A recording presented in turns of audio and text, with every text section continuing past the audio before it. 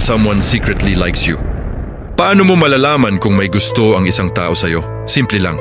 Hindi sa salita, kundi sa mga slip na hindi nila kayang kontrolin. Una, micro-expressions. Kapag bigla kang tumingin, may mabilis na ngiti o pag-iwas ng tingin. Instinct yan, hindi nila napigilan. Pangalawa, pattern ng atensyon. Kung ang tao, sa dami ng options, lagi kang hinahanap, kinakausap, o sinusundan ng tingin, hindi na yon normal curiosity. Interest na yon. Pangatlo, nervous actions. Hindi sila relaxed sa presensya mo. Nag-aayos ng buhok, damit o gamit. Hindi dahil gusto magpaganda, kundi dahil gusto nila magmukhang okay sa'yo. Pang-apat, inconsistency. Sa iba normal sila. Sa'yo iba ang energy, mas maalaga. Or minsan naman mas awkward. The bigger the inconsistency, the deeper the attraction.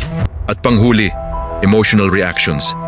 Kapag iba ang timpla nila pag may kasama kang iba, tahimik, naiirita o biglang cold.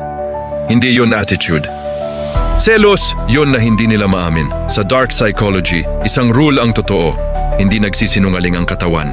Kahit gaano pa sila kagaling mag-control sa words at facade, yung kilos nila, binubuking sila palagi,